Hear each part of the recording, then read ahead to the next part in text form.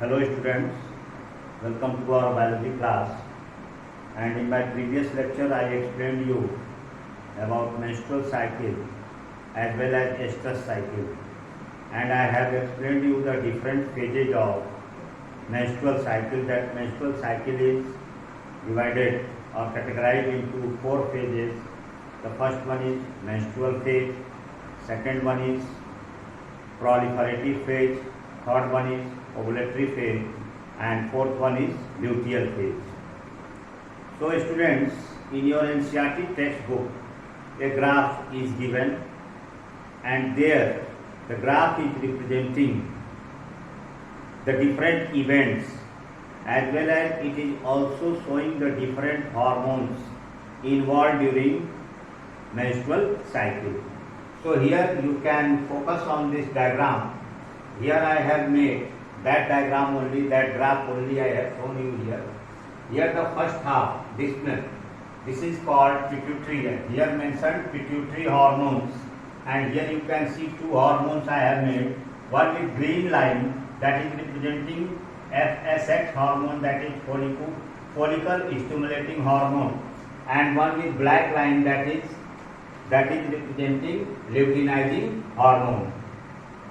The second part of this graph, you can see ovarian events.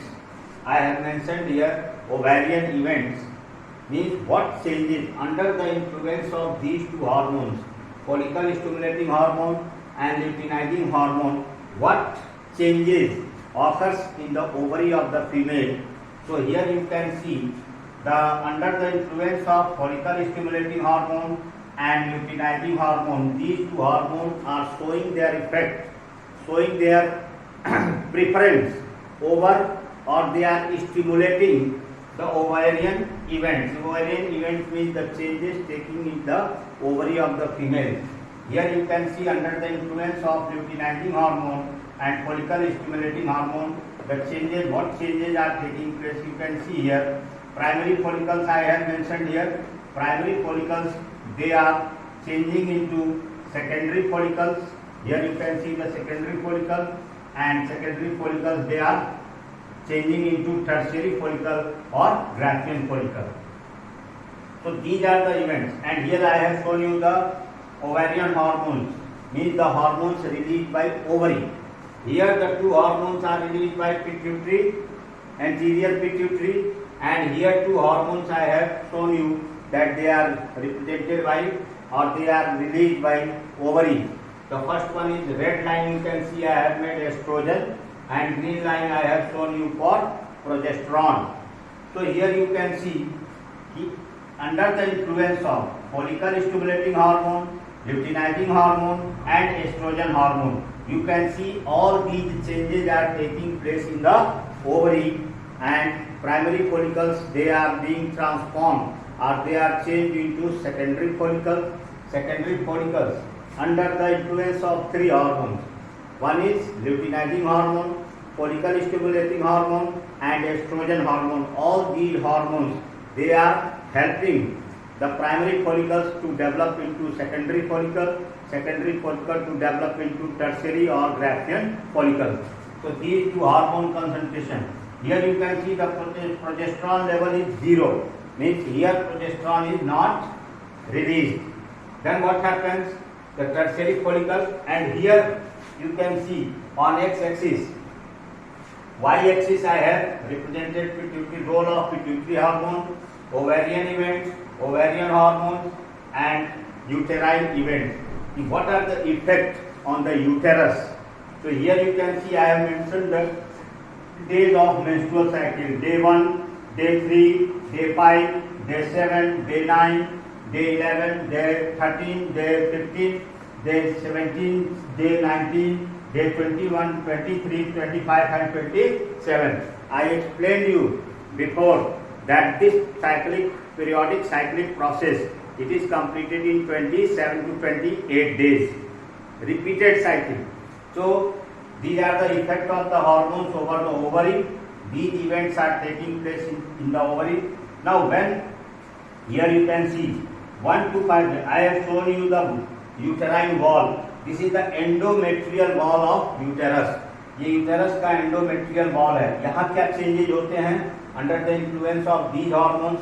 तो यहाँ पे जो एंडोमेट्रियल वॉल यूटेरस का होता है उसका रप्चरिंग होता है, it get ruptured. So here I have shown you rupturing and here bleeding takes place and it lasts for 1 to 5 days. So this is known as menstrual phase. We call it as menstrual phase. Menstrual phase. Next, from day 5 till day 13 to 14. From day 5 to 14, that is proliferative phase. We call it as proliferative phase. This is the second phase, proliferative phase. And here you can see on the 15th day, the Graafian follicle or tertiary follicle, they have ruptured to release ova. You can see here ova. This is ova or ovum. So on 15th day, the Graafian follicles, they rupture to release ova. So this is the first phase, menstrual phase. This one is the second phase, proliferative phase. And here ovulatory phase. Ovulation is taking place here, so we can mention here ovulatory phase. And then after rupturing of Graafian follicle and release of ova, the ruptured Graafian follicle gets changed into corpus luteum, and corpus luteum acts as an endocrine gland and it releases progesterone hormone. You can see the level of progesterone here. The level of progesterone is rising and the level of estrogen is decreasing, and ova is released into the oviduct or fallopian tube. Now progesterone, what it does?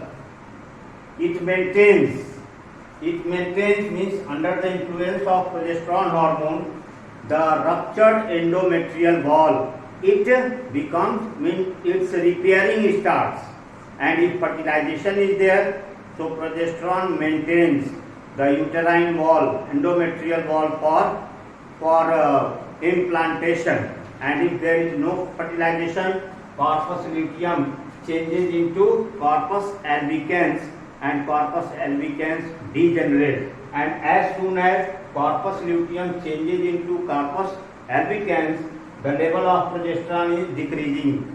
यहाँ progesterone का level decrease हो जाता है और oestrogen का level फिर high हो जाता है, और पूरा एंडोमेट्रियल वॉल जो रप्चर्ड हुआ है, जो डैमेज हुआ है during menstrual phase, so this fourth phase is luteal phase. Here corpus luteum is showing its effect, so we call it as luteal phase. And again, by the time the 27 days are completed, and if there is fertilization, the menstrual cycle stops, and if there is no fertilization, again the same periodic cycle starts from this phase, menstrual phase, proliferative phase. So student, this is the graphical presentation of all the activities that are happening during menstrual cycle, representing different stages, different changes, hormonal balance.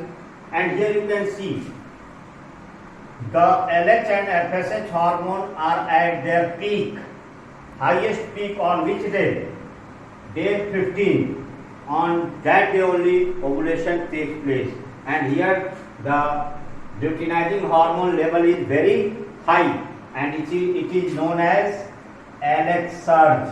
We call it as LH surge because luteinizing hormone level is at its peak, and when luteinizing hormone level is at its peak, then only ovulation takes place. So at this point of maximum concentration of LH hormone is known as LH surge, which causes ovulation, means the Graafian follicle ruptures to release ova. So students, this is the whole story of menstrual cycle, different phases and the events taking place inside the ovary. So students, thank you for this class. I will discuss other things in my next class.